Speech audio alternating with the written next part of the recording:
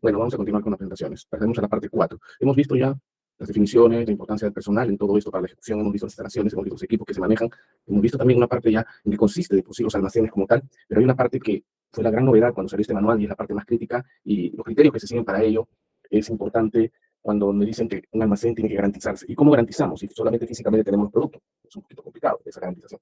Entonces, acá entra a tallar mucho el qué, el cómo se hace. Entonces, empezaremos dándole ya, entonces acá vemos que tenemos el área, y esa es un área que se maneja bastante, que vendría a ser el área de aprobados termosensibles. Esto, todo lo que es cadena de frío que hablamos o gestión de almacén, la parte de sistemas de enfriamiento, es lo que se tiene que tomar más en cuenta, porque ahora muchos de los medicamentos son menos estables y por lo tanto una manera de controlar esta estabilidad es conservando de 2 a 8 grados. Algunos inclusive a menos 40 es congelación, como cuando pasó en la época del COVID, cuando originalmente las primeras vacunas iban a ser a menos 40. Bueno, esto a menos 40 era para hacer el transporte, no era que se los van a poner a esa temperatura.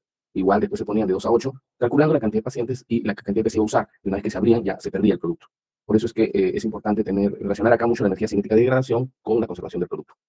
En un sistema de almacenamiento de productos termosensibles, se dice que para instalar un sistema de cadena de frío, o es la gestión de productos termosensibles, deben considerarse algunos aspectos importantes, además de los dispuestos en un manual. Porque uno dice, lo clásico de 2 a 8 es refrigeradora. No es lo que pensábamos originalmente. Dependiendo del tipo de instalación elegido, pueden ser cámaras de refrigeración, puede ser refrigeradoras, que era lo clásico, puede ser también en cámaras, en conservadoras, en cámaras de congelación, congeladores, entre otros. Las dimensiones han ido creciendo. Y ya de por sí, ustedes deben saber perfectamente por la práctica que algo que se necesita cuando se dice de 2 a 8 grados tiene que ser uniforme. En el caso que tenemos las refrigeradoras caseras, sabemos que la temperatura no es uniforme. Yo les preguntaría, en una refrigeradora, ¿dónde se guardan las lechugas?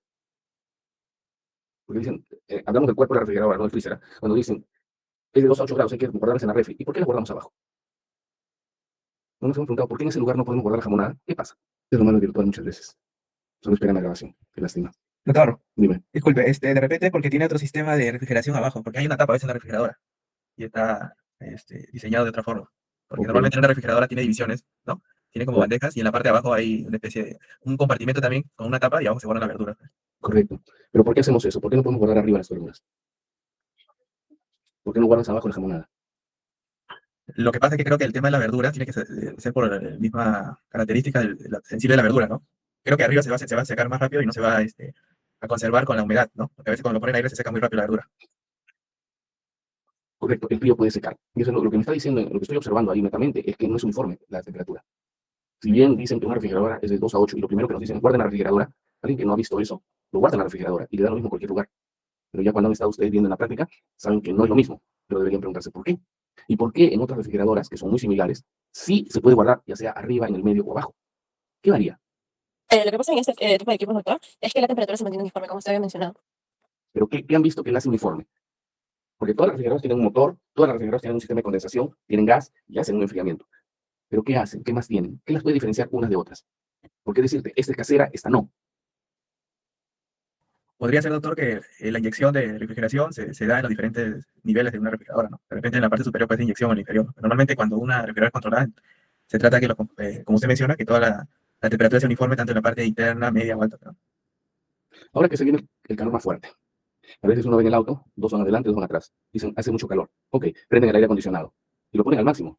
Pero los de atrás dicen, oye, tu aire no sirve, no funciona. O no sirve porque estará prendido, pero no siento frío acá. O sea, no me enfría el aire. En cambio, los de adelante dicen que sí, está bastante frío.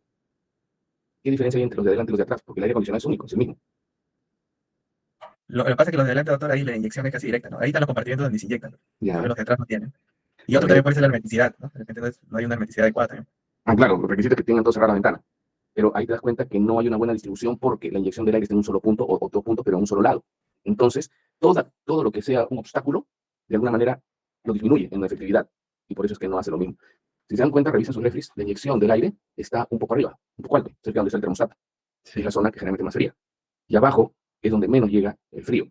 Por eso es que si ponen registradores o data logger se van a dar cuenta que en una parte la temperatura, si es de 2 a 8 grados, está más cerca, está por los 3 grados o 4 grados, la otra está por los 6 o 7 grados. Y es porque no hay una buena distribución. En cambio, ¿cómo es que otras que tienen el mismo cuerpo, o sea, son muy parecidos, pero distribuyen uniformemente? Porque hacen que sus rejillas esté distribuida por varios lugares. De esa manera, inyecta a todo nivel, todas las alturas, y genera un remolino que hace que todo se vea uniforme. Cuando ustedes quieran tener un tipo de sistema de enfriamiento o una cadena de frío y les discutan, porque les van a discutir, pero yo puse en un solo lado en la inyección y no me va a ayudar. Y yo voy a decir, pero ¿dónde dice la norma eso? Ustedes hagan un ejemplo muy simple. Cuando usted, ante las clases o cuando van a un lugar, ¿dónde ponen los parlantes generalmente? Adelante. y para que los de atrás escuchen qué tenían que hacer adelante, con los parlantes. Con el equipo, ¿qué tenían que hacer? Cuando solo ponían dos parlantes en la parte delantera y que escuchen bien los de atrás. Subirlo de nivel. Correcto. Y no era muy fuerte para los de adelante, pero era para que llegaran a escuchar los de atrás y era estridente para los de adelante. ¿Qué se hace ahora en auditorios, en una sala bien diseñada, para que esa estridencia no se dé? No se dé esa incomodidad. ¿Qué hacen ahora? Solo ponen el techo. Ajá. ¿Y solo un lado? En varios puntos, algunos En varios puntos, distribuidos en toda la zona por donde va a necesitarse escuchar. ¿Qué está logrando? Al ponerlos en el techo, porque no en las paredes muchas veces, porque está haciendo que el sonido salga de una manera que llega más directo a nuestros oídos, no tiene que elevar mucho el volumen, de tal manera no se vuelve estridente ni incómodo para nadie, pero logra una distribución uniforme. Ya, eso es lo mismo que se pide, porque muchos dicen, no, el equipo tiene que ser muy grande. Todo depende cómo hago mi distribución. Lo fuerzo menos muchas veces y lo hago más eficiente. Al revés de lo que piensan muchas veces. Mientras si el área es grande, el equipo tiene que ser muy grande para lograr uniformizar. Mentira, no tiene que ser tan grande. Todo depende mucho cómo hacemos la distribución. Y de esa manera se escucha uniformemente en todas partes. Y en este caso, el aire llega a todas partes y llega a ser como turbulencias. Imagínense que en vez de sonido sale un mito. Sale a cada nivel. Y copa totalmente el ambiente, porque lo que rebota del humo da vueltas y copa totalmente. Mientras que solo inyectaran ese humito por delante, demoraría, todo se carga adelante, fastidia lo de adelante y atrás no llegaría. Más o menos es eso. Teniendo claro ese concepto, ya podemos estar viendo a qué se refiere el mapeo térmico. ¿Qué me busca el mapeo térmico? De alguna manera demostrar que la distribución en todos los lugares es uniforme. Eso es importante. Y lo que estamos viendo es que sí se necesita. Ahora, ¿qué pasa cuando hacen esta distribución? Y una pregunta que siempre dicen, ¿qué dice la norma con respecto hasta dónde puedo llenar el cargar de mercadería en la parte alta de mis racks? Porque a veces quieren aprovechar al máximo. Dicen, ¿puedo usar el último piso también? Correcto. ¿Y el que está encima del último piso hasta el techo, puedo poner mercadería? ¿Sí? ¿No? ¿O depende? ¿Qué dirían ustedes? Depende, doctor. Si tal vez la temperatura en la que nosotros deseamos conservar los medicamentos está en esa anaquel, en esa repisa, pues sí, pero de lo contrario no, porque obviamente afectaría al almacenamiento del producto.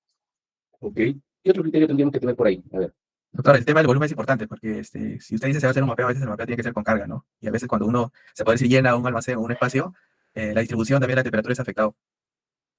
Ya. A ver, el depende es importante. Imagínense ahí, ahorita nadie tiene un lapicero, pero imagínense ahí que tiene la computadora, el laptop. Ahora, imagínense que tienen racks, 3 filas de racks. Uno en el lado derecho, uno en el lado izquierdo y uno en el centro. ¿Dónde podrían los sistemas, la inyección de aire para garantizar que haya aire suficiente y adecuado en ese ambiente? Tienen un rack a la derecha, un rack a la izquierda, como si fueran sus manos, sus dedos, y tienen en el centro. ¿Dónde los pondrían? ¿A qué nivel? Porque alguien dice, yo lo pongo en el centro y me distribuye todo. Ok, es una manera de pensar. ¿Qué dirían ustedes? ¿Mm? Eso no lo dice la norma, pero es algo que tenemos que entenderlo por criterio para poderlo aplicar adecuadamente. Voy a encontrar por qué es ineficiente el aire en los almacenes o en la cámara que estoy usando. Que me dicen, ¿dónde deberían ir los aires?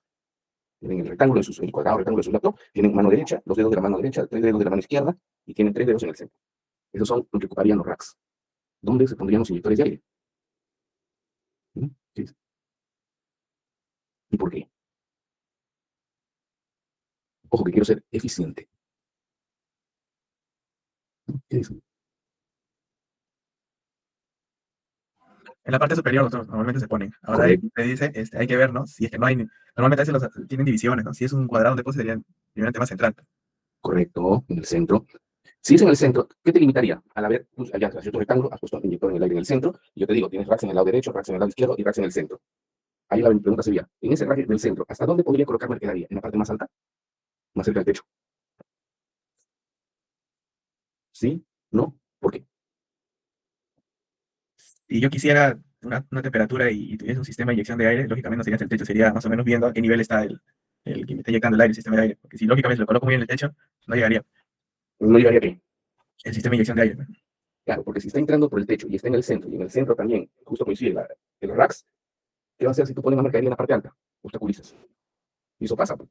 Cuando hay un gordito se pone delante de un ventilador, ¿te deja pasar el aire? No, correcto, igual es. Entonces, para aprovechar los racks, porque es una parte que se busca mucho y buscan optimizar, y garantizar el aire no es obstruido, porque algunos dicen, yo lo pongo como uno de esos aire acondicionados split a un lado, a un lado de la pared. Pero ¿qué va a pasar? Como en el carro, si tú lo pones a un lado y pones mercadería, va a obstaculizar y el lado que está en el lado opuesto no va a llegar bien el aire. Ojo, pero llega a 2 grados cuando están, 8 grados cuando están el termómetro. Sí, pero depende en qué punto lo estás tomando. Entonces, si tenemos un caso así, que tienes racks a la derecha, racks a la izquierda y racks en el centro, ¿qué estás dejando entre rack y rack? Pasadizo. ¿Ya? Las inyecciones de aire tendrían que ser a la altura del pasadizo. De tal manera que cuando el aire ingresa, puede difundir en las dos caras que tienes, y por el otro pasadizo también y difunde en las dos caras. Y eso ayudaría bastante a que eso se mantenga a la temperatura adecuada, porque si por la altura de los pasadizos es que están los inyectores de aire, está dándole en las ambas caras, a lo de un racks o los del otro racks. Hasta ahí todo bien. Pero ahora les preguntaría, ¿y qué pasa con el producto que está en su rack derecho izquierdo pegado a la pared? ¿Vas a llevar el aire también a ellos? Porque ya le está llegando a los del centro, porque si están los pasadizos, ustedes están garantizando la cara que da el pasadizo del rack de la izquierda, la cara del lado izquierdo del rack, la cara del lado derecho del rack y la cara del lado izquierdo de lo que está en el lado derecho. Pero les faltan dos caras. ¿Por qué no están cubriendo las dos caras distantes, las más extremas que están hacia la pared? ¿Por qué no las cubre ahí? ¿Mm? ¿Y qué tendría que hacer para evitar que no llegue un aire frío? Un aire helado. Tendría que ver la distancia de separación entre el rack y la pared, ¿no? Para que Ok. pueda ingresar.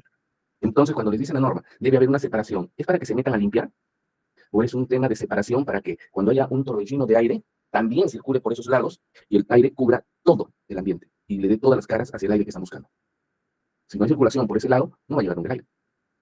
Es por eso que cuando ustedes ponen el aire acondicionado, muchas veces el que ayuda a los de atrás son el aire de los laterales, porque sale, choca contra la parte que está a la ventana y se va a la parte de atrás. Mientras que los del centro van a tener toda la obstaculización por parte de ustedes. Aunque algunos también, ¿qué hacen? Ponen las rejillas para que tiren hacia arriba, de esa manera rebote el aire y va hacia atrás, por la inercia también del auto, y las de los costados hacia uno. La cosa es que nunca las pone las dos delante de ellos, porque obstaculiza todo. Dos tienen que ir a distribuir para que difunda hacia atrás. Entonces, para lograr esto, vemos de que no es solo que tenga un sistema de aire acondicionado, no es solo que tenga rejillas y extractores, sino también es importante dónde están colocados. Pero si yo voy a diseñar un almacén y después, cuando ponga los racks, voy a tapar la posición donde van a estar los inyectores, ¿qué tendría que saber primero? Como primero, ¿qué es el huevo o la gallina? ¿Qué tendría que saber primero para hacer eficiente mi aire?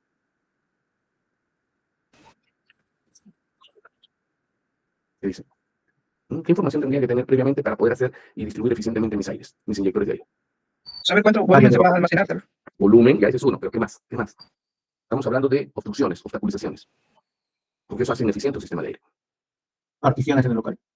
¿Cómo va a estar repartido? ¿Cómo va a estar distribuido? El famoso que dicen layout, ¿cómo va a ser el movimiento? Eso es importante. El flujo, ¿no? El flujo que va a tener. O sea, es un ambiente correcto. Lo lógico es, si tú pones en el centro, ¿te va a distribuir bonito todo? Sí, excelente. Pero eso es cuando está vacío. ¿Y cuando pones mercadería? ¿Cuando pones los racks y la mercadería será lo mismo? No. ¿Y cómo va a funcionar siempre tu almacén? ¿Vacío o con mercadería? Con mercadería. Entonces, tú tienes que ir al peor caso. Por eso es que te dicen en la norma. Primero, verifica en vacío. ¿Qué es en vacío? Ojo, no lo tomen literalmente vacío sin nada. Es vacío con racks, vacío sin mercadería. ¿Por qué? Porque primero tienen que garantizar que haya una buena distribución del aire y que distribuye en todas las zonas, inclusive cerca de la pared. Por eso es que se ponen los reguladores estos de temperatura de 2 a 8. No es que se ponen en la cara interna que da el pasadizo, se ponen a quedar cerca de la pared. Yo quiero saber mi peor caso. Ahí también tiene que llegar uniformemente. Entonces, yo lo que hago ahí, califico mi ambiente, o sea, evalúo si mi ambiente cumple cuando el aire acondicionado está prendido. Es como cuando uno no tiene que estar con el carro lleno, a pleno sol, para encender el aire y decir si funciona o no funciona. Yo lo pruebo en vacío. Y pruebo qué tanto funciona y hasta qué punto de frío puede llegar. Ahora, ahí es que puedo determinar si es suficientemente frío o no para cuando hayan 4 personas. ¿Y por qué cuando está vacío o solo una persona es muy eficiente el aire, te enfría muy bien, y cuando hay 4 no? ¿Qué diferencias hay? El calor que emana cada cuerpo. Exacto, el cambio térmico. ¿Y la mercadería tiene una temperatura? Sí, no está enfriada, no está congelada. Entonces, va a ir mermando la capacidad de ese aire. Y si la cantidad de aire que ingresa es muy débil, pues el choque térmico hace que no haya tal choque térmico y simplemente, conforme va saliendo, lo va ganando el aire caliente y nunca llega a enfriar. Es importante entonces que ustedes sepan qué quieren, qué temperatura quieren lograr. ¿Y por qué cuando prenden el aire acondicionado con 4 personas, a veces dicen, oye, tu aire es muy bueno, y a veces dicen, oye, tu aire no sirve para nada, mucho calor? Esas dos frases, ¿cuándo se dice una, cuándo se dice otra, desde el punto de vista climático? ¿Mm? O sea, hay 4 personas, el mismo volumen del lugar. El mismo equipo, todo. Lo que toda la estación sería. Cuando hace calor, o sea, en verano, se supone que el ambiente está más caliente, los cuerpos también emanan calor, entonces obviamente todo va a ser más caliente. Y en invierno va a ser más frío, etc. Ok, pero el aire acondicionado es el mismo, del carro, la misma potencia. Claro. ¿Qué factor no consideramos ahí? El cambio de estación, el factor ambiental. La temperatura externa, porque ese equipo que tiene que hacer un enfriamiento del aire que está afuera para enfriarlo e impulsarlo. Entonces, yo tengo que retar mi equipo, no en invierno, sino en verano. Y desde un inicio yo tengo que decir cuáles son mis condiciones. Oye, yo voy a tener 4 personas, o 5 en algunos casos, y yo quiero que, estando externamente la temperatura a 30, más lo del auto, que puede ser 40, 45 grados, hasta 50 grados puede llegar, me haga el enfriamiento suficiente en todo el interior del auto, desde un inicio. Esa es una exigencia, esa es parte del diseño. No que simplemente tengas aire acondicionado para ti, es como que te pones tu ventiladorcito y el resto no te importa. Y peor, si prendes aire acondicionado y las personas de atrás, por el calor, bajan las ventanas, peor todavía, porque lo poco que está enfriando, lo está fugando. Todos esos mismos criterios que estamos teniendo ahí, porque claro, estamos jugando a un criterio del uso de un aire acondicionado en un ambiente, son los mismos criterios que se deben de tener al final en un almacén o una cámara de frío, porque al final es lo mismo. Quiero un enfriamiento, tengo que saber las dimensiones, tengo que saber dónde he puesto los aires, los ingresos, tengo que saber si hay fugas o no hay fugas, las ventanas abiertas, tengo que saber qué carga voy a poner en el intercambio térmico. Ahora sí nos damos cuenta. Una consulta. Ahí también tendría que ver el seteo del aire acondicionado o la potencia del aire acondicionado también. Claro, porque es como el aire acondicionado. Si tú prendes el sistema de aire acondicionado en invierno, te congelas. Entonces, ¿qué prendes normalmente? La ventilación, que recircule, porque se cargue el ambiente, ¿no? O a veces también cuando llueve y estás adentro cerrado, se empaña adelante y solo se prende el aire un poquito, pero tiene la salida del aire la que da netamente al parabrisas de adelante. Eso ya es el ajuste, ese es el seteo. Pero tienes que tener claro la potencia de tu equipo. Y la potencia del equipo debe estar en función de las dimensiones y lo que tú tienes que pedirle. Yo quiero que me mantenga a 25 grados, máximo 25 grados, en verano, asumiendo que este almacén con estas dimensiones, y para eso vienen ellos, a ver las dimensiones, va a estar cargado con tanto de mercadería, porque esta es mi distribución, para que sepa dónde ponen los inyectores, asumiendo que afuera va a haber una sensación térmica de 34 grados, 34 a 35 grados, sensación térmica. Con todos esos datos, ellos hacen sus cálculos y les ofrecen el equipo. Pero te lo entregan en invierno. ¿Lo vas a calificar? Sí.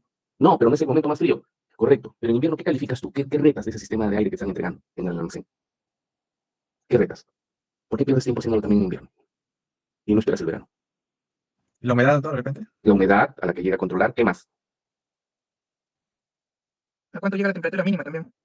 También es un valor también. Pero ¿qué más evaluarías antes de estar en pleno verano, donde lo vas a necesitar? Si te quieres comprar un auto y tú dices, bueno, quiero aprovechar en verano para viajar a las playas con mis amigos, con la familia, pero el carro te lo vas a comprar en julio, ¿qué evaluarías tú? Uno de los puntos que evaluarías para comprártelo, dentro de los accesorios que se le llama que tiene. Porque el aire acondicionado ahora es costumbre, pero antes era un lujo y era un accesorio. Tu destino es que lo quieres usar en verano porque hay vacaciones, quieres salir con la familia, quieres manejar, quieres pasearlo, quieres llevar a tus papás, todo. Tú quieres confort para ellos. Pero lo vas a comprar en julio el auto. ¿Qué evaluarías también? Aparte de, ¿Consumo? también consumo, eso también es uno, eso es en tu recorrido. El consumo aplica en verano y en invierno. Pero más en verano que en invierno, porque en verano lo voy a necesitar, por así decirlo, a la máxima capacidad y en invierno no tanto. Va a ser mínimo, dependiendo de... O sea, si vamos a ver el consumo de gasolina, va a estar en función del tráfico, va a estar en función de tu en el caso recorrido. del auto, sí. Pero sí, tiene que ver con el consumo de gasolina también. ¿Qué más te consume gasolina? La carga, las personas que estén. Claro, las personas, correcto, que tenga la fuerza suficiente el auto. Ujú. Esté preparado para viajar con varias personas. Ok, ahí lo que está retando es la performance del auto, el motor, que tiene una buena performance, correcto. ¿Qué más? Pero desde el punto de vista de su confort, ¿qué valorías? ¿Qué valorías? La hermeticidad, doctor, de repente, por el hecho del invierno, lógicamente estás en un auto, si cierras todo, debe estar más cálido. Ya, pero tiene que tener siempre una ventilación, porque si no te empieza todo como guava adentro, ¿no? Tiene un sistema de ventilación. Ok, que funcione en ventilación o recirculación, o sea, su extractor también. Ya, ¿qué más? ¿Que bajen bien las ventanas para que vayan con las ventanas bajas en verano? O si estás comprando algo, ¿qué retarías primero? ¿Que bajen las ventanas, ya sea mecánico o eléctrico? ¿O qué evaluarías en julio un carro que vas a usar con la familia en verano? Es de lo que hemos estado hablando. Confort. Sí, calefacción, En invierno, calefacción, correcto. Y en verano, ¿qué se usa? refrigeración. Correcto. Entonces, tú cuando vas a comprar un auto también y es para la familia, una de las cosas que se evalúa muchas veces es enciendes el aire acondicionado y quiere ver qué fuerza tiene para dispersar.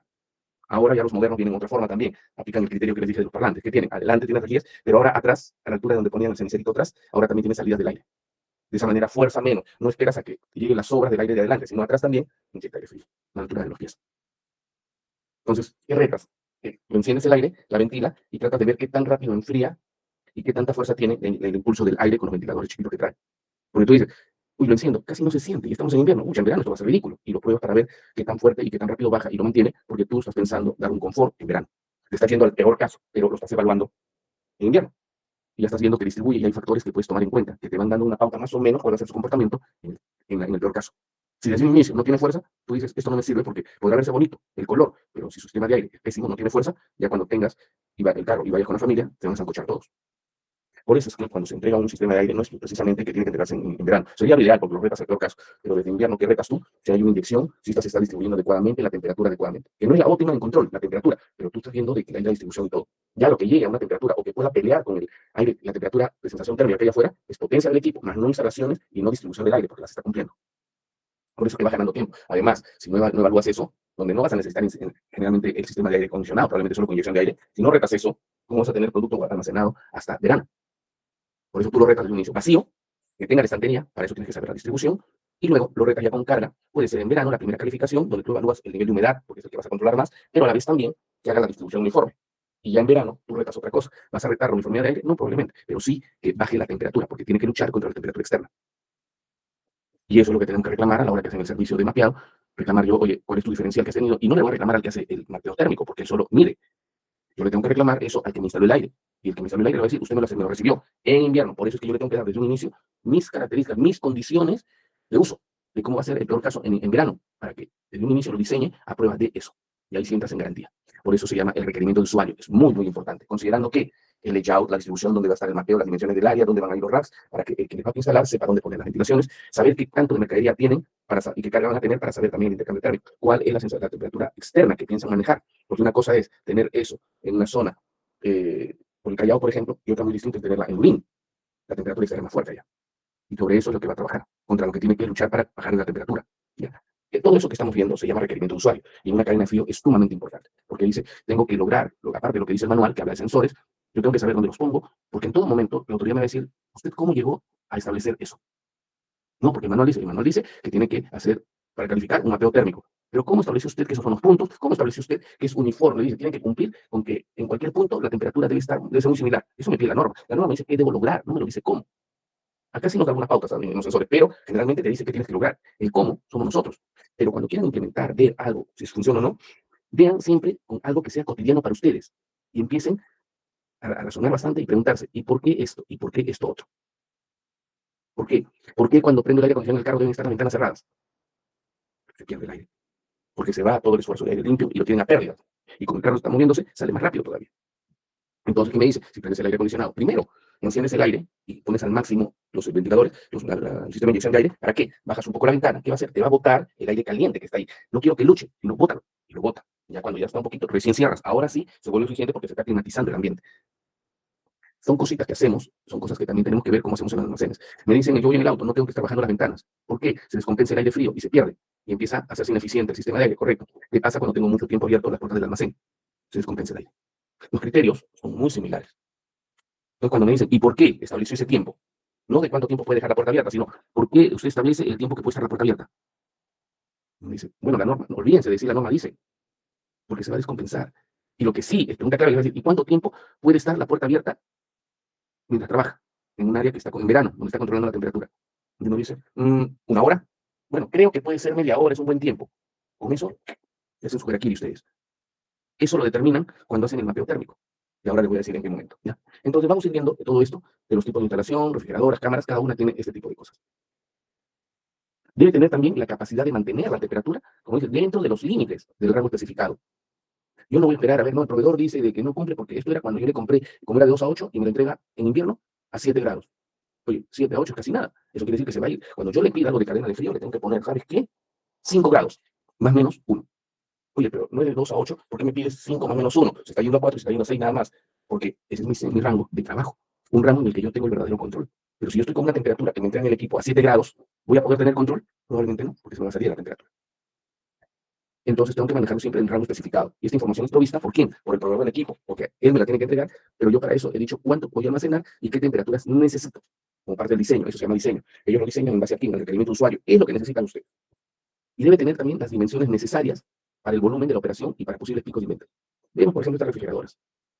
Tiene que haber un orden. Vemos que todos tienen que tener la temperatura adecuada. Pero será correcto que lo llenemos las gavetas de esa refrigeradora como tienda de ambulante, que cuando abren la puerta tienen que sacar las carretillas para recién entrar a sacar algo más. Y cuando van a hacer resguardar, todo lo meten, lo empujan y ¡pum! Cierran con ajuste las puertas, así como son, cierran las maletas. ¿Podrá hacer eso que sea eficiente su sistema de ventilación o de enfriamiento? No, porque estoy obstruyendo las salidas, los ingresos de aire dentro, y a la vez no permite una recirculación y vuelve ineficiente mi equipo. Por eso es muy importante tener en claro esto de las temperaturas. Y debe tener también las dimensiones necesarias para el volumen de operación y para posibles picos de inventario. Instantes de canato. ¿Será?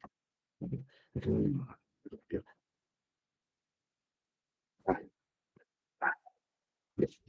Ya, me tengo que enviar mi solicitud. Ya. Entonces, para el volumen de la operación, para posibles picos de inventario. La disposición, el pico de inventario porque va a ser mi peor caso probablemente. Y la disposición interna del área debe asegurar que los productos farmacéuticos y dispositivos médicos sean únicamente colocados en lugares donde se ha demostrado que se mantienen los rangos de temperatura. Lógico, estos rangos de temperatura establecidos ya están y sustentados por quién? Por un mapa de perfil. ¿Yo cómo llegué a establecer que la distribución es uniforme? Porque es un mapeo térmico. ¿Cómo yo sé cuáles son mis peores casos? ¿Dónde tengo que poner mis registradores? Porque lo establecí el más alto y el más bajo en la parte del mapeo térmico. El mapa o perfil de temperatura se obtiene usando un apropiado número de termómetros, que puede ser lo clásico de usar termómetros de máximo mínima, aunque ahora se usan mucho los de Taloya, y se colocan, un momentito, por favor. Sí, Jennifer, miras. ¿Cómo está? Sí, tu mensajito. Ya, estoy terminando una clase, tengo hasta las 10, ahí te lo paso, es que tengo clase. O sea, sí, sí, pero va a ser hasta las 10 termino, te lo envío inmediatamente. Yo paso de auxiliar a asociado, sí, asociado estoy pasando, sí. Sí, asociado TP 20 horas. Sí, por favor. Ya te lo confirmo, gracias. Disculpen, sino que es documentación que tengo que enviar a la universidad. Ya, entonces, acá me dice, usando un apropiado número de termómetros u otro instrumento de registro que se colocan, generalmente son los termómetros, o ahora antes usaban las famosas termocuplas, pero eran delicaditas, ahora se ponen estos termómetros, y ahora, ¿cómo es la modernidad, no? Antes, no, que tienes que tirar cableado, que muy complicado, ahora todo es Wi-Fi. Entonces, es más fácil realizar eso. Antes no se pedía porque todo era utilizar cables, complicado, ahora no. Se trabaja de esta manera, es más fácil. Y debe registrarse la temperatura en forma continua durante el periodo de 24 horas. Continua puede ser una lectura cada 5 minutos o cada 10 minutos, ya ustedes lo deciden, pero les tienen que ir registrando todos esos valores por un total de 3 veces consecutivas. Cuando les dice, durante un periodo de 24 horas, esto también, la norma dice eso. Yo les preguntaría, ¿domingo? ¿Las 24 horas de un domingo? ¿Qué dicen? O alguien dice, para que no estorbe, no interrumpa mis labores, ya que he tenido un descanso desde el sábado, domingo, lunes y martes, aproveché de, no 3 días, 4 veces lo estoy haciendo. ¿Será confiable el resultado que tengan ahí? ¿Qué dicen? ¿Es la realidad? ¿O solo quiero cumplir? ¿Qué dicen? ¿Los chicos? ¿Qué dicen? ¿Cómo rebatirían eso? ¿O qué se espera ahí? Disculpe, que se haga el mapeo térmico en 3 a 4 días continuos, en vez de hacer 3 veces consecutivas en un solo día. ¿A eso se refiere? Correcto, estoy haciendo las 3 veces, o sea, digo, 24 horas es el periodo, dice, por un total de 3 veces. Entonces digo, oye, estoy descansando sábado, domingo, lunes y martes, aprovecho de poner ahí, inclusive, cumplo más de la norma, 4 veces, 4 días, en estos días que Ya, toman. es diferente porque cada día es particular. Ahora sí, tener que tomar 2 o 3 veces al día es como tomarlo, ¿no? En un solo día, bajo ciertas características, en diferentes tipos de horario. Ahora, tengamos en cuenta que usualmente en las mañanas, a veces, dependiendo del clima, a veces amanece frío o caliente, frío más que todo por la noche, y en la noche también baja la temperatura, y en el mediodía usualmente es el punto más caliente del día. Yo creo que a eso se refiere la norma más, no en diferentes días, porque No, cada te día dice, es... no, te dice que es un día por 24 horas. ¿Por qué? Porque te registra cada 10 minutos el sensor, para ver cómo es tu comportamiento desde la amanecida hasta el día siguiente. Si empiezas a las 8 de la mañana, terminas a las 8 de la mañana al día siguiente. Ok, quiere ver cómo es tu comportamiento. Ojo, y lo hace, luego te dice, lo tienes que hacer en invierno y lo tienes que hacer en verano por las condiciones climáticas, que son diferentes. Pero uno dice, lo hago el domingo o esos 3 días para aprovechar de que no hay movimientos y no me interrumpe las labores. ¿Será correcto aplicar ese criterio? Porque los mantenimientos se hacen generalmente cuando no hay movimientos en los almacenes o en el laboratorio. ¿Será ese el mismo criterio que tendría que seguir para saber el balance de las temperaturas en el almacén? Doctor, disculpe, yo creo que sí, porque normalmente cuando ese mapeo te dice que tiene que estar cerrado, ¿no? No debe haber movimiento, ¿no? Sería lógico que yo abra luego y cierre y así pueda anotar los valores, ¿no? No sé si a eso se refiere. Exacto, pero discrepo con lo que dices, por un motivo. El cuerpo también genera calor. Te compras un termo y quieres mantener caliente, o el termo también te mantiene frío, ¿ah? Y te dicen que se mantiene 12 horas frío. Pero cuando tú estás guardando algo frío, lo abres, tomas un poquito, lo cierras o te tomas todo de golpe y se acabó. Claro, ¿Cuál es se la abre gracia? un poquito, o sea, se abre, se toma un poquito, o sea, hay cambios bruscos de temperatura. Correcto. Pero ese es el uso real. Ujú. Pero te están diciendo que dura 12 horas. Mientras no lo abras. Claro. Entonces va a disminuir la duración, Ok, ya ahí no está va a todo ser ese 12 espejo, horas. te influyen. Ajá. Un almacén funciona cerrado todo el tiempo. No, ¿Cuál es su realidad? que va a haber personas que van a emanar calor, Va a haber entrada de mercadería, salida de movimiento. mercadería. Exacto. Correcto. Entonces, ¿será ideal o será lo correcto hacerlo día domingo? No. No. De repente lo puedes hacer, ¿sabes qué? La primera para ver una distribución, pero en realidad tienes que combinar, y acuérdense siempre el peor caso. ¿Cuál es el peor caso? Cuando están trabajando. Y sí, hay un montón de gente. Exacto, sus movimientos normales. Los sensores están ahí, nadie los va a mover, están en alto y al medio. Pero tienen que mapearte la realidad. Porque cuando llegue el IGEMIT va a ver el registro y no te va a decir, oye, cierren todo, no trabaje nadie para ver si está uniforme el aire. Ellos van a ver en el momento, porque esa es tu realidad. Ojo con eso. No te dice la norma, pero hay que entender que es en uso. No, como te digo, no simplemente cumplir tal cual lo dice la norma. Tenemos que entender qué te pide realmente. ¿Qué te pide? Es como, por ejemplo, quieres una reunión y ahora está de moda tienen que ir, es una reunión, y vas a ir con zapatillas blancas, te consigues unas Nike muy bonitas, ahí blancas, blancas, blancas. Si te vas a trasladar en auto, o te van a llevar en auto o en taxi, ok, tú dices, voy a llegar bien, pero ¿qué pasa si tienes que caminar para ese sitio? ¿Cómo llegarían? Las condiciones son diferentes. ¿Cuál es tu realidad? Que hagas artificios, ya en las zapatillas me pones y me las llevo, me las pongo cuando llego al lugar, ya ese es otro rollo. Pero en realidad tú tienes que ver la realidad, tú tienes que retar esto a una realidad. La realidad es que los almacenes se abren, se cierran, entran montacargas, hay descargas, hay salida de mercadería, va a haber flujo de personal. Entonces, yo tengo que saber eso y tengo que saber, ok, si voy a hacer el picking, el preparado de mi mercadería y todo, ¿tengo que tener la puerta abierta? No, correcto. Pero cuando yo recibo mercadería, ¿tengo que abrir la puerta? Sí. ¿Cuánto tiempo puedo tenerla abierta? Cuando yo voy a sacar mercadería, sí, tengo que abrir la puerta. ¿Cuánto tiempo debe estar abierta la puerta? Y después de que ha estado abierto tanto tiempo, ¿cuánto tiempo tiene que estar cerrada para que recupere la condición del aire en todos los puntos y pueda volver a abrir? Porque no es una cosa de, ya, cumplí 20 minutos, cierro la puerta, un minuto lo abro. No, hasta para cuánto tienes que demorar en recuperar tiene que haberse establecido. ¿Y dónde se hizo todo? Con el mapeo térmico. Porque como hay muchos sensores en todo tu ambiente, tú retas también como otra característica abrir la puerta por más o menos 30 minutos. Y lo que va a hacer el registrador es ir marcando cada 10 minutos o cada 5 minutos la temperatura. Y te va a saltar si es que se sale o no del rango. Y luego de la media hora tú cierras la puerta. Y vas a ver en cuánto tiempo vuelve a nivelarse la temperatura. Entonces tú ya con eso, tú puedes calcular cuánto tiempo, no con extremo, pero cuánto tiempo puede estar abierta y en cuánto tiempo, una vez que ha cerrado, se espera para recuperar las condiciones ambientales. Todo eso sacamos de ese reporte. Por eso es que cuando dicen que nosotros somos investigadores y analíticos, tenemos que analizar los datos. No nada de que me tinta, me parece, sino con los datos, cómo le saco el mayor provecho a todo esto. El periodo de evaluación debe considerar, dice, fluctuaciones de temperatura que ocurren durante el reabastecimiento del inventario y el retiro de órdenes. Es como que les complementa lo que se ha dicho, ¿no? Y en otros movimientos del producto. Y estas pruebas se realizan con carga y sin carga. Ya les dije, uno dice, pero ¿para qué me sirve sin carga si yo ya lo voy a manejar con carga? Que es la realidad. Por un motivo. Cuando recién y esto aplica principalmente cuando es nuevo el almacén. Si cuando es nuevo, donde tienen solo los racks, no tienen mercadería todavía, se fijan si es que los inyectores, todos están según su requerimiento. Y hacen un mapeo térmico. ¿Para qué? Para ver si realmente vacío hay la turbulencia y hay la recirculación del aire. Si ya vacío determinan que en ciertos puntos no están llegando a la temperatura o hay puntos muertos donde no llega el aire, ¿para qué van a cargar? Ajusten nuevamente para que sea uniforme vacío y ahí le ponen carga. Si ya con la carga tienen el problema de que no cumple, ya las variables disminuyen. Ya no es un tema de la distribución de los inyectores ni nada. Puede ser un tema de excesiva carga que tienen. O puede ser también que están obstaculizando de alguna manera el flujo de aire. Porque tienen que saber qué es lo que está generando, no simplemente que le pongan un sistema más grande. Porque puede ser más grande, más potente, pero ineficiente también. Y es por eso que se hace con carga y sin carga. La de sin carga es para ver si cumple con su requerimiento desde el punto de vista uniformidad. Con carga es para ver si es que yo estoy manejando adecuadamente mi mercadería o las posiciones que me estoy poniendo con carga me están obstaculizando. Y debe disponerse de una fuente de energía alternativa para mantener la unidad de refrigeración operativa en caso de falla, ¿no? Normalmente es, si falla, ok, no, pero mi grupo electrógeno es caro. Ahí es balancear y análisis de riesgo, pero que es un análisis de riesgo muy práctico. Si son productos de cadena de frío, son vacunas, son caras. Cada ampolla puede valer hasta 1000 soles, depende de si es oncológico.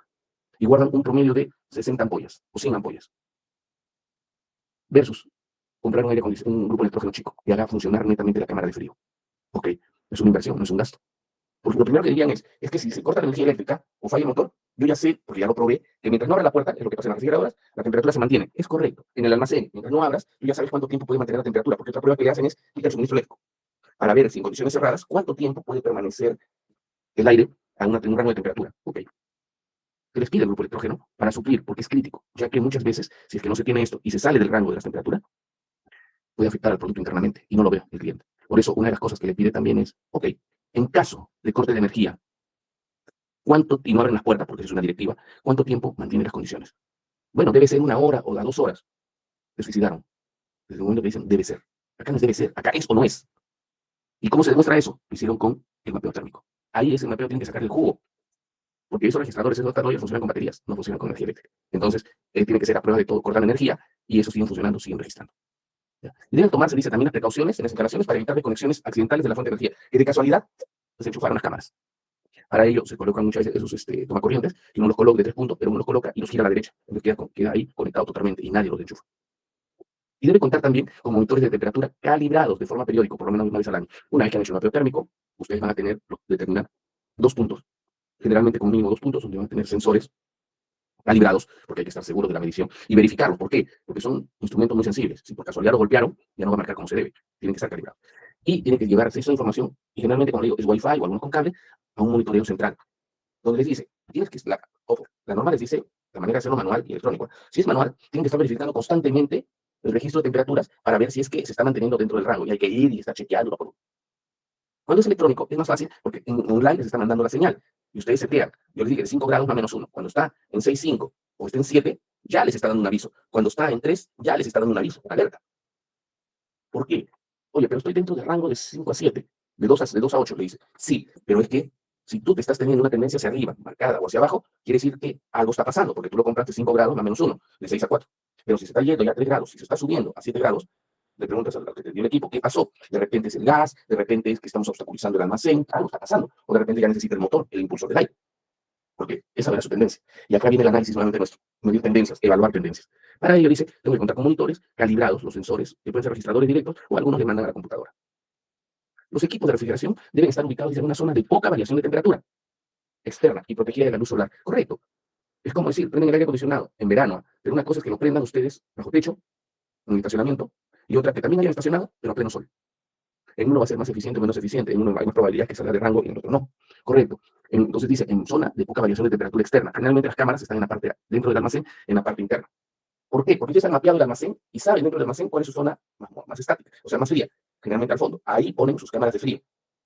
Porque sus cámaras de frío tienen condensadores que van a tomar aire externo. Pero si el aire externo que están tomando en esa cámara, en ese lugar, es justamente un aire que también es frío, el equipo va a ser más eficiente.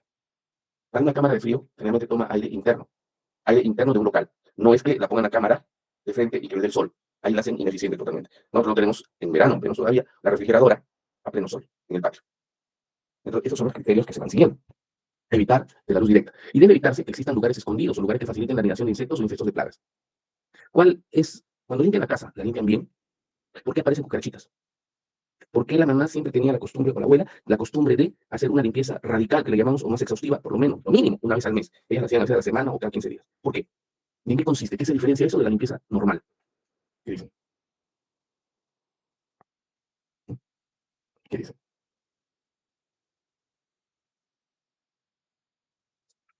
¿Qué les ocurre? ¿Han ayudado alguna vez a la mamá, a la abuela, en esa limpieza radical que hace la cocina? En la limpieza profunda es como dices, Profunda. más profundo, casi las cosas que están en las esquinas, hay que mover varias cosas, hay que... ¿En dónde, qué moviste y te encontraste sorpresas? La Claro, refrigeradora, está más en las esquinas, ¿no? La refrigeradora, en la parte baja. ¿Por qué? Porque esa tiene un faldón que protege adelante, pero atrás está el motor, está el condensador. Y esa parte es libre porque tiene que ventilar, pero es calientita también. ¿Y qué buscan los bichos? Lo calientito. Ujú. Otro sitio también clásico, que la mamá también limpia y mueve, debajo de la cocina. La cocina no está en contacto directo con el piso. Bueno, el horno, eso, generalmente tiene un altillo, un falso piso. Ahí también es calientito, ahí se meten las cucarachas. ¿Por qué? Porque uno dice, he limpiado de la cocina y apareció una cucaracha. Y ahí salen, pues. Por eso es que me dice, debe evitarse que existan lugares escondidos o lugares que faciliten la eliminación de insectos o infestos de plagas. Si hay esto, tiene que estar de alguna manera protegido para que no esté dentro del área. O ya vienen diseñados para minimizar esto. Tienen una inyección de presión positiva, de esa manera minimiza el riesgo de que algo se meta ahí. Esos son con medida GMP porque saben que de todas maneras necesitan el faldón, pero está protegido y tiene rejillas y tiene un ventiladorcito que hace que haga presión positiva y no ingresen esos bichos. Prohibido bichos. Y debe estar construida con materiales y acabados resistentes, con aislamiento y fáciles de limpiar. Por fuera vemos la refrigeradora metálica, muchas veces y ahora es de plástico, pero por dentro veíamos que no era la pared tan delgadita, sino tenía un rellenito, de alguna manera. Tanto así que hasta los coolers, cuando ven un cooler, ven por fuera liso y por dentro también es liso, pero las paredes serán gruesas o delgadas de un cooler, Gruesas. gruesas. ¿Y hablamos solo de las paredes o de qué más que es grueso? La tapa, La tapa y, les falta uno, la base. la base. Todo es gruesito y es grueso y ustedes lo sienten como plástico macizo o cómo lo sienten. ¿No han visto alguna vez cuando alguien le atravesó una perforada? Es hueco, ¿no? Una parte, ¿es hueca? ¿O no se ha cerrado una vez la refrigeradora de casualidad? Ese plástico, cuando tiene mucho tiempo, se reseca y no lo ha reventado. ¿Qué encontraron adentro?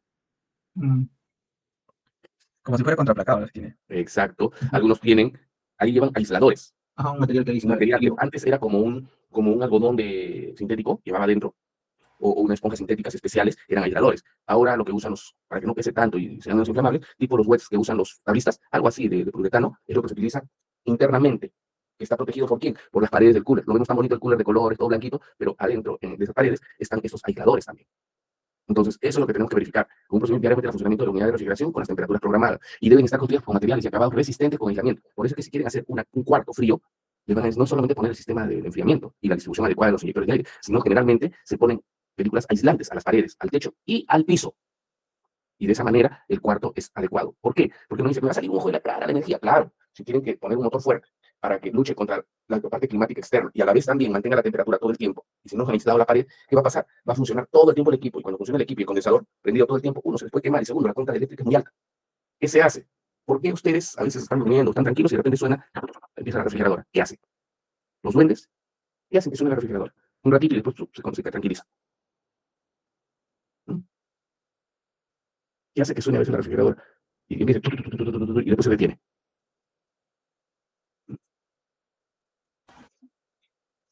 ¿Qué dicen? Es una pregunta de ahorrar energía bastante. ¿El estabilizador? No.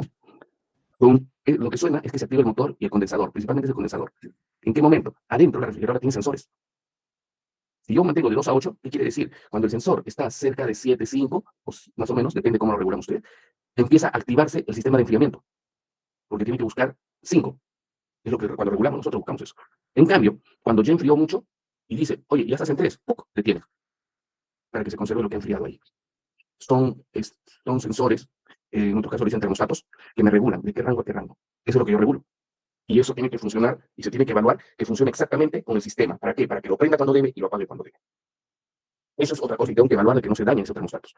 Y por eso es verificar diariamente el funcionamiento de la unidad con las temperaturas programadas, que se mantenga dentro de. Y la frecuencia puede ser diferente si esta ha sido considerada en el protocolo de calificación. Entonces yo tengo que estar todo el día, cada cierto rato mirando si es que dudo de mi refrigeradora. Pero si le he calificado, le he hecho un mapeo térmico, conozco las puertas cerradas y tengo sensores en lugares adecuados, simplemente puedo monitorear por esto. Porque sé que el sistema me dará una alerta. Para eso yo tengo que validar esa alerta, estar seguros que va a saltar cuando debe. Y esos son un cuadrito de los registros que les hace estos aparatitos como data loggers. Debe tener también procedimientos de manipulación, cómo abrir, cómo limpiar, cómo cerrar, almacenamiento y disposición, cómo se colocan los productos dentro para no obstaculizar. Que aseguren el mantenimiento de la cadena de frío. O sea, hay que acomodar y hay que saber cómo acomodar. Para cuartos fríos ya más grandes, cámaras de refrigeración o cámaras de congelación, además de los aspectos señalados, y dependiendo del tipo de equipo, se debe considerar lo siguiente. ¿Qué más tengo que considerar? Mira, porque hemos visto algo general, estamos entrando en cadena de frío y ya nos hemos pegado la mitad de equipo. Deben estar equipados con unidades de climatización. Bueno, acá estoy poniendo un clásico sistema de aire acondicionado. Ahora son diferentes, ahora se ponen en el techo, son distintos. Que aseguren la climatización o refrigeración con la capacidad de mantener la temperatura dentro de rangos definidos en todo el área donde se almacenarán los productos. Preferiblemente debe estar equipado, dice, con un circuito de descongelamiento automático. Acuérdense, algunos de repente, yo sé que de repente con la generación no, de repente algunos sí, era cuando en el freezer se formaba hielo grueso. Entonces, con mamá le decía, uy, tengo que deshielar. ¿Y qué era deshielar? Sacar toda la refrigeradora en la mesa, desconectar la refrigeradora y esperar a que deshiele y le ponía trapos abajo de la refrigeradora porque eso que deshielaba caía como agua. Ese es el sistema antiguo, tradicional. Pero los modernos vienen ya con un sistema anticongelante. Por eso es que ustedes ahora no ven que la refrigeradora se carga de hielo, el freezer no tiene hielo, es más delgado. ¿Qué tiene? Tiene cablecitos finos que cuando ya está endureciéndose, congelando, se activa ahí una pequeña carga muy finita y hace que derrita ese hielo y que no se formen capas gruesas. Y abajo hay unos ductos, unos huequitos, por donde esa agua, porque es líquido, desciende y va a dar abajo. Cuando les dije de la refrigeradora, que es el motor, si se dan cuenta también, hay como un recipiente de plástico que parece un azafate. ¿Por qué? Porque cuando desciende el agua del hielo, desciende y se recibe ahí. Y como el motor calienta y el condensador calienta cuando empiezan a funcionar para generar el enfriamiento, hace que eso se evapore. Algunos lo sacan eso y dicen, no, pero hay una fuente, yo la saco. Y por eso dicen, la refrigeradora está malograda, ¿por qué? Me está mojando el piso. No, es que siempre tiene esa fuentecita. Hay que sacarla para limpiar, porque en la cocina, como generan grasa, eso también llega a engrasarse. Y eso jala a los bichitos. Entonces, si no quieren bichos, mantengan limpias las cosas. Preferiblemente debe estar equipado con ese circuito de congelamiento automático, el cual debe tener un mínimo efecto en la temperatura, o sea, no puede ser muy fuerte porque deshiela todo. Y que no afecte, o sea, mínimamente calienta, muy lento, sin sacarlo del rango de 2 a 8, o sea, sin mantener 5 más menos 1. Y debe estar conectado a un equipo o suplemento que brinde energía ininterrumpida ante un eventual corte de suministro eléctrico. Es correcto. Una cosa es que falle el motor y vengan a repararlo, pero otra es corte de energía eléctrica y no sé hasta cuánto tiempo y si es de noche. ¿Qué se hace? Si está de noche, se corta la energía eléctrica y el vigilante lo único que puede decir es, se cortó la energía. Y lo que estaba dentro se malogra. O a veces también falla, hay un corte, nadie se entera. ¿Por qué? Porque hemos dicho que estas cámaras o cuartos generalmente van al fondo del almacén. Y el vigilante ve el fondo del almacén, generalmente no. Cierran el almacén, nadie entra, nadie sale, y él controla que nadie ingrese y salga. Eso es lo que hace. Por eso es que les dice, tú puedes tener una alarma de luz, que te prende así como el semáforo, rojo, rojo, estoy mal, estoy mal, estoy mal. Pero si está dentro del almacén y al fondo, cuando está trabajando la gente lo ve. Pero si es fin de semana, ¿lo verá el vigilante? No. Entonces, lo que se hace es que dentro de los sensores se les dice, deben de poner algún tipo de alarma que tiene que ser visual y de sonido. Porque de hecho, que si empieza a sonar, el vigilante tiene que darse cuenta. Y ahora más fácil todavía, porque en las computadoras que tienen realmente los vigilantes, les avisa, aparte, estos son más modernos, y les avisa inclusive al celular. Pero ya se está dando información. Deben estar equipados con un sistema de monitoreo continuo de temperatura calibrado los sensores, con sensores localizados en puntos de temperatura extremas, o peor caso, determinadas cuando, en el mapa de perfil térmico, el mapeo. Debe estar equipado también con alarmas visuales o audibles, de preferencia visuales y audibles, que indiquen las excursiones de temperatura o las fallas del equipo durante las 24 horas del día. Preferiblemente debe ser un sistema de alarma con marcado automático a teléfonos con sistema de alerta a personas clave. Preferible. No quiere decir, uy, no tengo, me va a decir que a mí que no cumple. No, dice preferible, que tiene que avisar de alguna manera. Y ahora es muy sencillo, porque con este Wi-Fi todos son modem. Ustedes donde estén pueden ver con cámaras en su casa por Wi-Fi y hasta las pueden rotar. Ya esto no es una utopía, ya es realidad. Y debe contar con un sistema de acceso controlado y de cierre hermético. Si no cierran bien la refri, ¿qué pasa? Se descongela lo que está dentro. El sistema visual y audible sí es importante ante una falla de equipo durante 24 horas del día. ¿Por qué? Lo pueden observar, ver. Les cuento algo. Cuando hubo el terremoto en el 2007, me acuerdo bastante de ese terremoto, yo estaba en la oficina y empieza el terremoto. Yo estaba en el laboratorio. El laboratorio era Farpasa, donde una tercera parte de la construcción estaba bajo tierra, o sea, estaba empotrada, bajo el nivel de la tierra. Y las paredes eran gruesísimas, que parecía, el ladrillo lo habían puesto no como siempre de lateral, sino transversal, grueso. Las paredes eran gruesísimas. ¿Qué pasó ese día del terremoto? Había salido personal de acondicionado y salió, pero los fabricantes fabricaban por norma de seguridad con orejeras y sus lentes de protección. Empezó el terremoto, quería salir y pregunto por mi gente. Y me dicen, los fabricantes no los veo, están en planta. Como la puerta de emergencia la habían abierto, por ahí ingresé, ya la planta se había roto condiciones, entré a la planta. Y sonaba la alarma de evacuación, pero los operarios seguían trabajando. No escuchaban la alarma porque estaban con orejeras. Y no como estaba más bajo del nivel, no se sentía dentro el terremoto se sentía afuera. Ellos no lo sintieron, y como la máquina hace movimiento también, no lo sintieron. Pero por un tema de seguridad también se les dijo, entré y les paso la voz pues, de la ventana y me ven raro, porque me ven con ropa, no con uniforme. Y les hago señal de que salgan. Y ahí es que ellos dejan y salen y empiezan a sentir el terremoto. La lección aprendida fue que teníamos que hacer audiovisual. Ya le pusimos el sonido, porque eso en cualquier sitio se escucha, y estroboscopios. Estas sirenas que giran tipo cuando ven al serenazgo, que paran girando y se ven las luces, ya, las pusimos en 2 o 3 sitios claves, que cuando sonaba la alarma, automáticamente se encendían y empezaban. Y por todas partes tú te das cuenta, porque esas luces eran bien llamativas. Ya. Uno va aprendiendo con las lecciones, y aprendí que el audiovisual era importante. Aparte, al vigilante, por más cerrado que esté, ok, tienes que hacerlo audible o tienes que hacerle llegar, porque si yo pongo visual y solamente dentro de la almacén, nadie lo va a ver. Tengo que proteger el producto. ¿Dónde tienes que poner las alarmas, las luces? Eso no te lo va a decir el Gemini. Simplemente te va a decir, ¿cuál fue el criterio que siguió usted? Mira, pero yo sobre mi cámara en la puerta tengo mi luz para que todos se den cuenta. Sí, señor. Y el fin de semana, ¿cómo se da cuenta el vigilante? ¿No? Siempre es ponerse en el peor caso y decir lo que la medida que tomen tiene que abarcar todo. Para refrigeradoras o congeladoras me dice, debe ser un equipo cuyo diseño se ajuste al propósito de conservación. Debe conservar los registros de la temperatura. O sea, no solamente debe aparentemente cumplir, sino tengo que tener un registro de todo eso. Y el estilo de refrigeradoras domésticas es únicamente aceptado para productos farmacéuticos y dispositivos médicos que no son afectados por las excursiones de temperatura que ocurran. Por ejemplo, supositorios. Por ejemplo, algún colegio. Pero para vacunas eso está prohibido totalmente, porque ahí tiene que mantener todo el tiempo el rango. El equipo debe tener la capacidad de mantener los rangos de temperatura especificados por el fabricante en toda su capacidad útil. De repente ahora en almacenamiento hay personas que pueden trabajar en servicio de farmacia, hospital, y dirán, ¿qué hago con mi refrigeradora de casa? Muy simple. Hay personas que vienen con sus registradores y le van a poner los sensores. Y le van a decir, ¿saben qué? En la parte baja, su temperatura es de tanto tal rango. En su parte media es de tal rango y en su parte alta es de tal rango. Si usted va a guardar medicamentos, tiene que guardarlas en la parte, en el tercio, que se mantiene mejor la temperatura y puede demostrarle a la autoridad que esa refrigeradora funciona para usted porque la ha calificado, ha hecho su mapeo térmico y la está calificando para evaluar de que cumple, que está dentro del rango y sabes cuánto tiempo puedes abrirla y cuánto tiempo cerrarla. Eso es lo que te piden nada más. Y tener la capacidad de mantener los rangos en toda su capacidad útil, en todos los puntos. La lista también debe estar equipada con monitores de temperatura, registradores apropiados para el nivel de riesgo, que tan sensible es, por ejemplo, chicharras también puede tener. Por lo menos deben ser termómetros de máxima y mínima, lo mínimo que puedes tener. ¿Cuáles son termómetros de máxima y mínima? Yo no tengo, por ejemplo, tengo registradores de termómetros puntuales en el almacén. Y digo, se lee la temperatura en la mañana, al mediodía y al cerrar en la noche, en la tarde, ya. Pero es lo que leo en ese momento. Yo no estoy monitoreando, sino estoy leyendo y hago mi verificación de las temperaturas, correcto. Yo no sé en qué momento se disparó o pasó los 32 grados. De repente los pasó cuando yo no estaba, o no era en el horario que fui a medir, ya. ¿Cómo se verifica que si se pasó o no en algún momento? O descendió en la noche demasiado la temperatura y no tengo a nadie registrando en la noche. Están los sistemas manuales.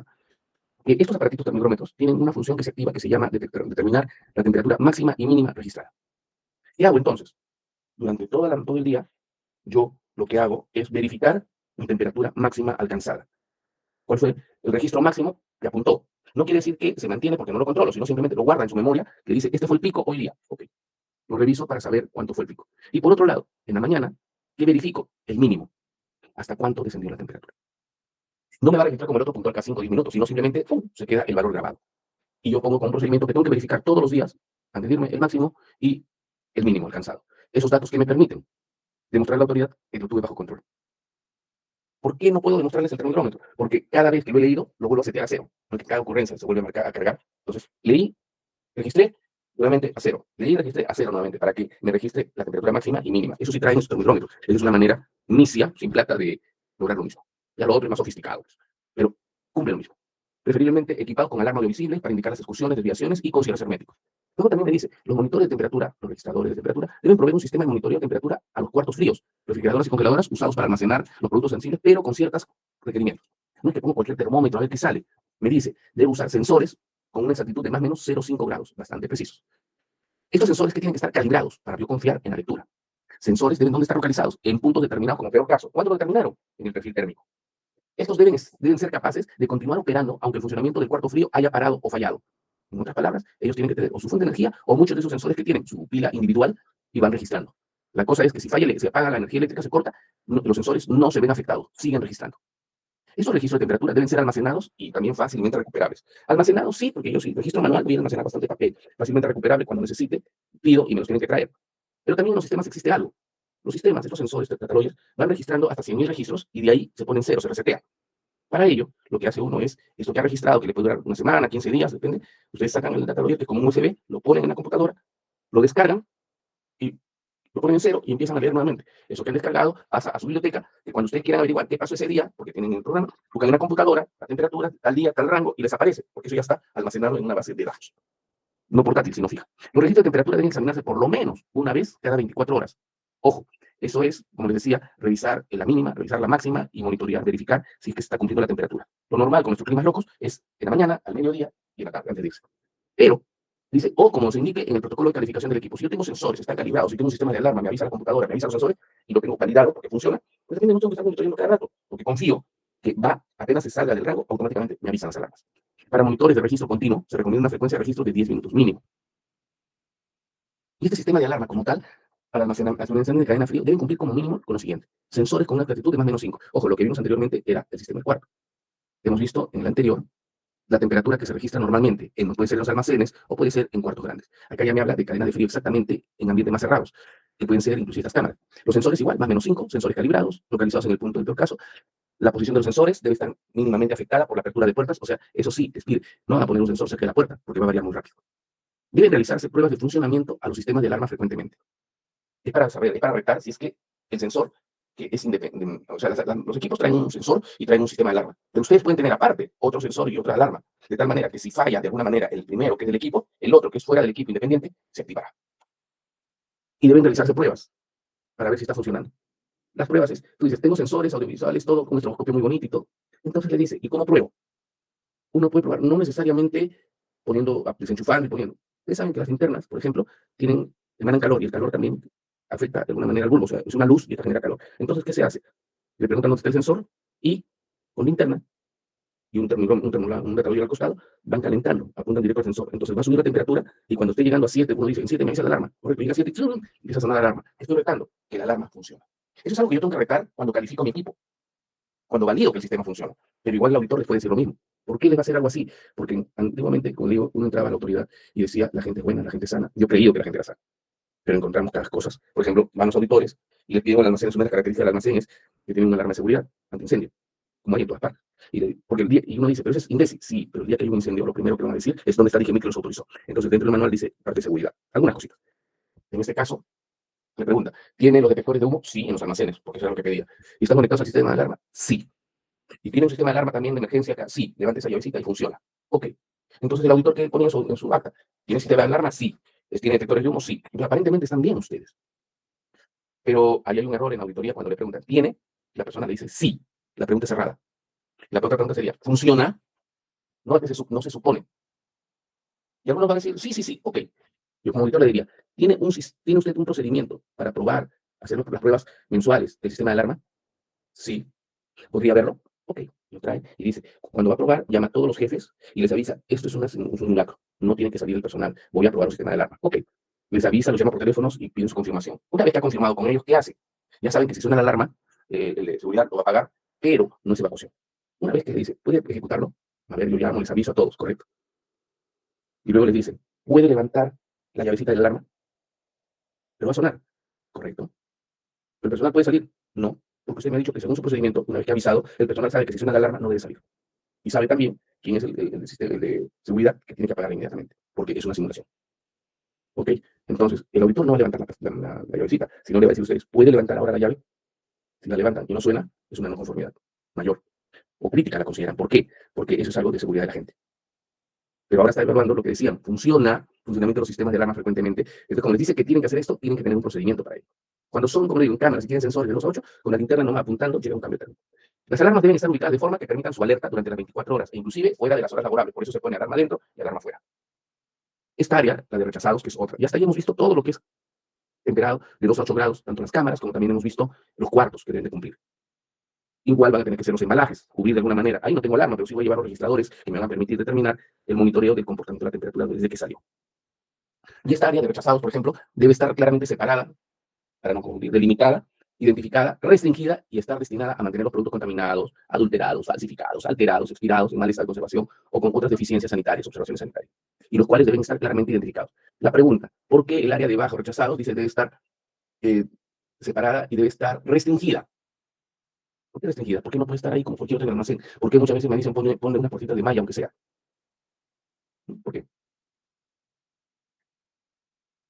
Porque entre rechazados estaba en la misma zona de almacén, a un costadito nada más. Porque ahora le dicen, tienes que ponerlo de alguna manera delimitada, ahí está, pero restringida. O sea, restringida es algo más seguro, con llave, con cadena o con malla. ¿Por qué creen? Porque puede haber de repente un tema de hurto, ¿no? Podría- Exactamente. Hay que anticiparse a cualquier hurto que pudiera haber, porque ya hemos visto en unos sitios, ven la cajita y cuando van a hacer la destrucción, solo hay la cajita. Y el contenido, no, ya no hay. Ya se lo llevaron, se lo pericotearon. No es correcto, pero hay malas prácticas todavía. Y los productos de baja, estos que estaban, deben ser destruidos según el procedimiento interno. Hay un procedimiento de destrucción. Entonces, ya ahí les está diciendo que el procedimiento les va a pedir uno de destrucción correspondiente y comunicar el hecho a la ANM o ARS de su jurisdicción. Simplemente se comunica, hice la destrucción de tal cantidad de producto. ¿Por qué se comunica?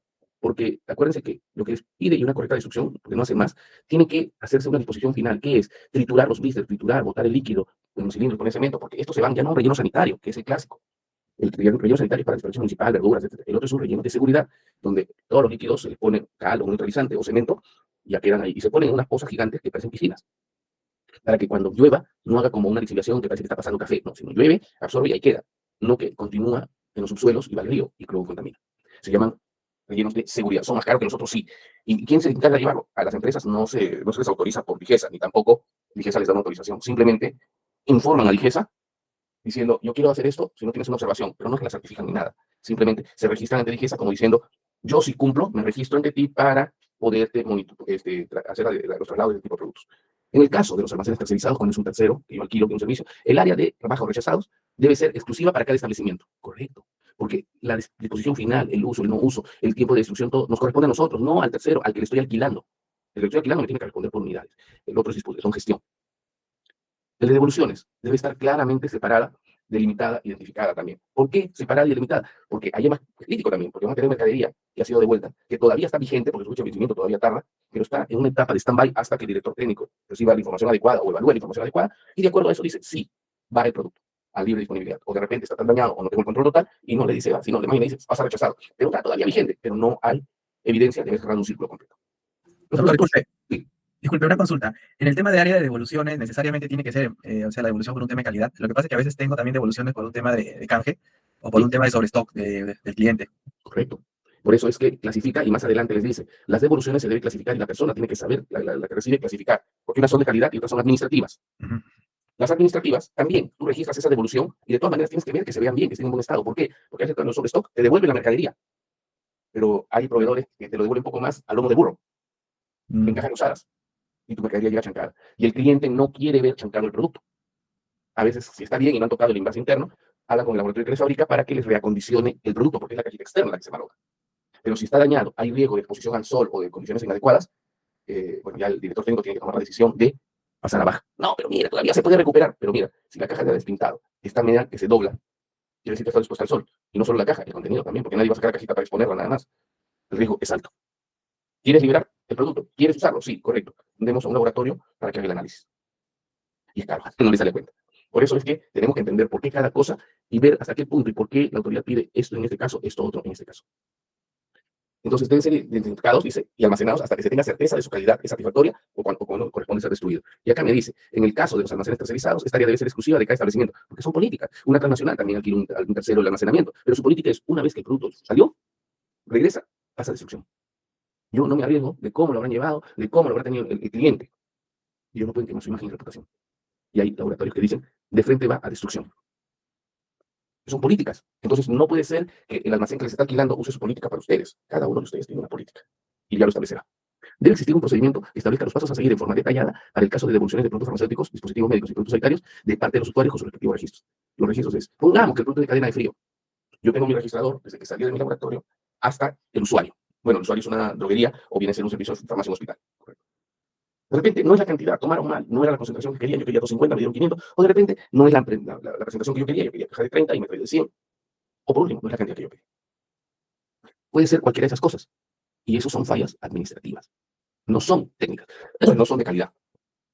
Entonces, ahí no hay problema. Pero si es uno de cadena de frío y le pasa eso, hemos dicho que en cadena de frío yo pongo mi registrador, llega al usuario y el usuario tiene la obligación de recibirlo rápidamente y guardarlo en la cámara. ¿Ok? En la cámara hemos visto que hay para devolución y hay aprobado. Pasa al área de devolución. ¿Ok? Y ese mismo momento yo no le devuelvo porque el producto de repente solo tiene refrigerantes para 6 horas. Pero si ya está por terminar el día y yo no sé activarlos, entonces le informo que voy a devolver para que me manden una persona que sepa activar esos refrigerantes para volver todo a la condición de soportar un traslado. Entonces, yo tengo mi producto que ha salido de mi laboratorio, llega al servicio de farmacia y hay un registrador que me dice desde que salió hasta que llegó estaba en condiciones adecuadas. Ok. Cuando ellos me lo devuelven, va alguien, activa los refrigerantes, los pone, lo arma y de esa droguería o ese servicio de farmacia me lo devuelven en excelentes condiciones porque ya el refrigerante estaba allá y acá lo que quiero es activar y darle uso. Hasta ahí todo bien. Pregunta, es un producto, unas vacunas que fueron y vinieron porque no era la concentración de vida. Todo esto se da en más de un día, no es inmediato el retorno. Mínimo, lo mínimo puede ser un día de diferencia. Recibo el producto como director técnico. La pregunta es, ¿lo paso a libre disponibilidad porque vence todavía dentro de 12 meses o paso a rechazado? O puedo también poner, depende. ¿Cuál sería su respuesta? ¿Qué dice? ¿Rechazo o no rechazo? Depende, doctor, creo, porque no sabemos en qué condición lo almacenado antes de devolverlo. Podría ser. Exactamente, muy bien. Tú tienes el de transporte tuyo hacia el servicio de farmacia. Está el de servicio de farmacia hasta ti, pero no está la unión de esos sitios. No sabes en qué condición lo han tenido ellos, si lo guardaron o no en la cámara de frío, quién sabe. Necesitamos un registro. Si no hay ese registro, yo no puedo liberar. Y esa decisión no la toma almacén. Esa decisión la toma dirección técnica, porque tiene que evaluar sobre datos. Muy buena tu respuesta, está bien. Entonces, si se dan cuenta, la norma no dice exactamente ciertas cosas, pero dice, utilicemos el entendimiento de la norma, el criterio, cuándo aplica o no aplica, y por qué. Porque muchas veces nos van a cuestionar y nos van a decir, sí, pero ¿por qué? Si ya está el registro de ida y ya está el de vuelta. Y yo le digo, ok, te sirven un plato de comida, reclamas, te lo lleva el mozo y lo trae de nuevo. Tu duda es un plato nuevo o es el mismo plato, pero como tenía un bichito arriba, lo único que ha hecho con las manos, sacarlo y te está entregando con lo mismo? Tienes duda, ¿no? Pero cuando dice, ¿lo va a reponer? Depende. Si es una fritura, algo es más difícil, pero si es un arroz, un guiso, algo, ya depende. Los restaurantes no quieren perder. ¿Qué hacen? Le sacan el bichito y le vuelven el plato de nuevo, ¿no? Quedan las dudas. Ante las dudas, ¿qué tengo que hacer? Rechazar. Pero explicar por qué se toman esas situaciones. Los productos deportivos sanitarios deben ser identificados y almacenados en el área que corresponde, según el rango de temperatura, hasta determinar su destino final. Y cada devolución debe dar lugar a un documento o registro que permita revisar por qué se está devolviendo, ya sea administrativo o ya sea calidad. Cuando es administrativo, pueden dar la directiva. Si es por un tema de dirección, etcétera, de la entrega, simplemente registran, es administrativo y lo devuelven y lo pasan a libre disponibilidad. No necesita más análisis. Y uno dice, sí, pero me estás dando todo el trabajo de hacerte el administrativo también. Sí, está bien, tiene un porqué. Para que cuando reclamen que hay demoras, etcétera, ustedes digan, ¿saben qué? Miren cuántos errores administrativos hay en esto. Que no es la cantidad, que no es la concentración, que hay faltantes. Al final, ¿qué está quedando? Estás midiendo indirectamente el trabajo administrativo del almacén, operativo del almacén. Pero necesitamos datos. Si no, ellos son perfectos y nosotros somos los que estamos obstaculizando ventas porque tenemos producto en devolución. Cada devolución debe dar lugar a un documento, causas de la devolución, resultado de la investigación y qué medidas se tomaron al respecto. Y las personas a cargo de las devoluciones deben conocer que estos productos que no son mantenidos bajo las condiciones de almacenamiento que se indican para el producto, deben ingresar al área de devoluciones a la espera de la decisión final. Ahí les dice, si es un tema de calidad, ingresa ahí. Las principales causas de devoluciones pueden ser despacho errado, esos son administrativos. Producto vencido, grave error. Eso le puede costar una multa muy alta. O pueden creer que se avivaron ustedes, no que se equivocaron. Producto fallado también. Y otras más que la empresa se indique o identifique. Y los productos farmacéuticos, tenemos que decir, procedentes, dice, una evolución pueden ser retornados a inventario, solo si hay evidencia que la cadena de frío no se ha roto mientras ha estado fuera del control. ¿Cuál es la evidencia? Dame los datos, yo con lo que envié, yo con lo que recibí, pero ¿cómo lo tuviste almacenado tú? Con eso hago mi cadena. Y debe quedar documentado y autorizado por el DT. En embalaje, debe estar claramente separada, delimitada, identificada y destinada a la preparación de los productos para poderlos enviar con la orden de compra. Tiene que haber una guía de remisión también, porque la orden de compra es el pedido que me hicieron, pero la guía de remisión es documento que yo tengo que llenar y es tanto donde describo lote, vencimiento y cantidad, pero también es por su nombre. U otro documento similar que contenga información necesaria de los mismos, con la cual se puede realizar una trazabilidad. Normalmente uno dice, una guía de entrega, pero ¿por qué ha puesto yo otros documentos? Porque existe lo que se llama guía factura. Yo entrego, directo cobro, Ok, guía factura. Y pueden llamarlo de otra manera, otro documento más, correcto, pueden hacerlo. Lo que les dicen nada más es lo mínimo. Y para el embalaje, dicen los productos, se debe considerar los productos contra los riesgos ambientales, la lluvia, etcétera, los físicos, el golpe, la rutina, debiendo evaluar los factores de desempeño del embalaje expuestos a golpe. Yo embalo de una manera, no, es el transportista, sí, pero si yo sé que tengo que enviar siempre con ese transportista, tengo que cambiar mi embalaje, mejorarlo.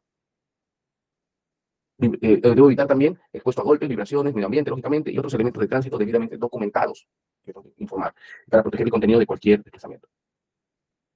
Y los laboratorios o droguerías o almacenes especializados que tienen que cumplir estos almacenamientos y aduaneros deben diseñar el embalaje protector. Claro, yo no voy a tener una caja de embalaje y poner 2 unidades y el resto que se echan, no. Yo tengo que distribuir de una manera adecuada, aprovechando todo.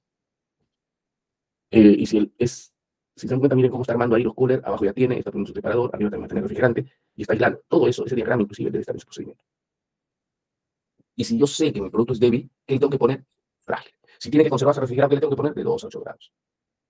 Y el desafío de factores ambientales, como el tiempo de transporte y medida de transportes, también tiene que considerarse. Por eso le digo, hay ingenieros que conocen muy bien los ruteos para aprovechar los tiempos análogo.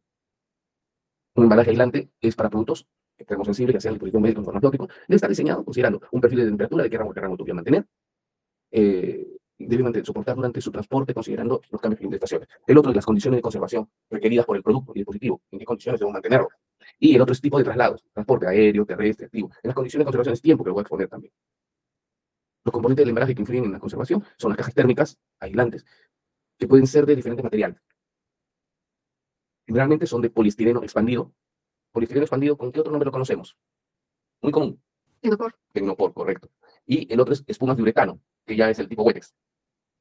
Dice, ¿qué más tengo que tener? Esos son los aisladores. Tengo que tener los refrigerantes. Y los refrigerantes, le dije, pues agüita congelada, de hielo, con un poco de glicol, diferentes números, le va dando ciertas características de mantener esa temperatura y no generar alteraciones. Los paquetes de refrigerante que tienen un punto de congelamiento específico y que deben ser acondicionados, equilibrados para alcanzar apropiadas temperaturas. Uno dice, es que son caros, depende. Si yo quiero unos refrigerantes especiales que me duren una semana, ok, pero es algo que yo estoy pidiendo un refrigerante para una semana. Pero normalmente un refrigerante dura 8 a 12 horas, porque es un transporte directo. Pero si es transporte lejano, sí, de repente para ellos compro refrigerantes de mayor tiempo. Lógicamente son más caros, pero tenemos que encontrar equilibrio entre lo que puedo comprar y lo que es necesario.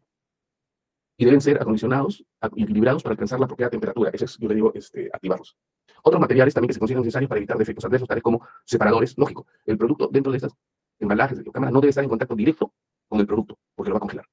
Para ello hay separadores internos. Hay cajas corrugadas también, donde se pone el tecnopor y no se daña muy rápido, lo ponen en cajas corrugadas. Y hay unas cajas corrugadas, medio ploma, que se hacen, que tienen aisladores también.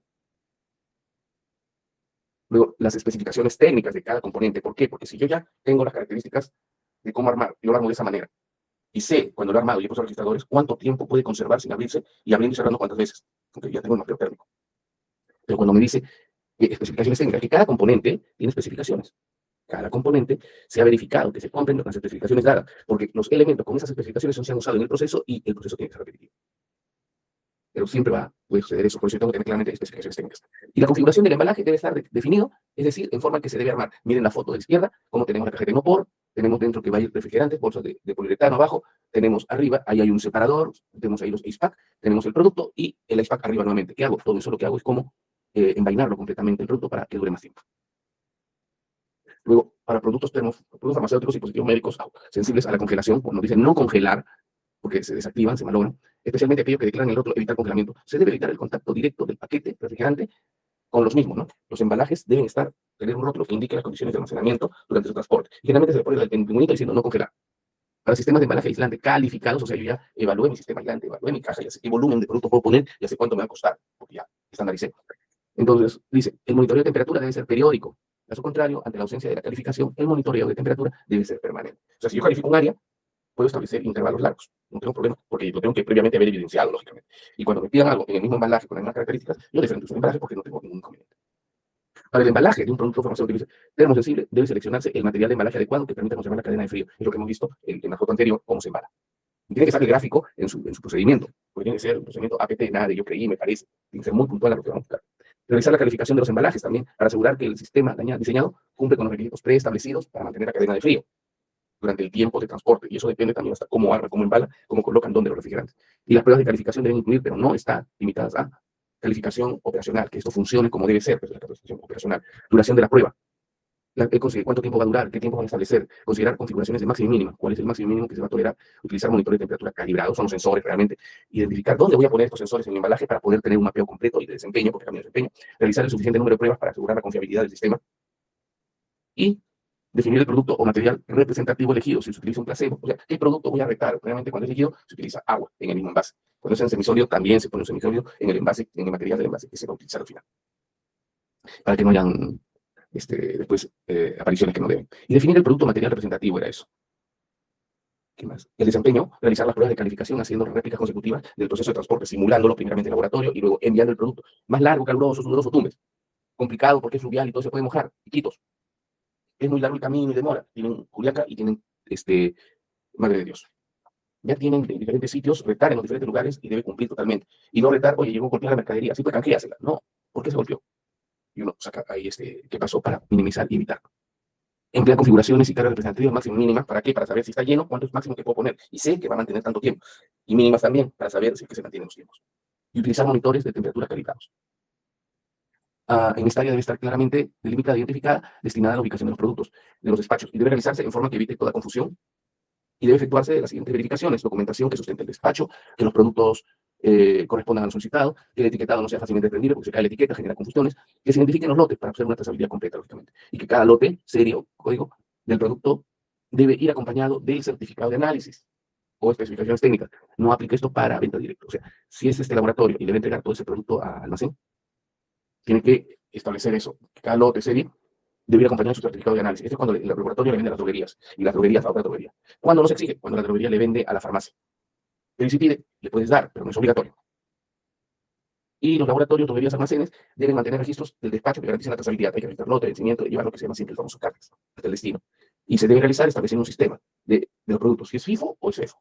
Realmente materiales de empaque son FEFOs, no FIFOs, perdón. Primero ingresa, primero sale. En cambio, todo producto farmacéutico donde vea fecha de vencimiento es FEFO, porque todo eso que vence es lo primero que tengo que eliminar o deshacer.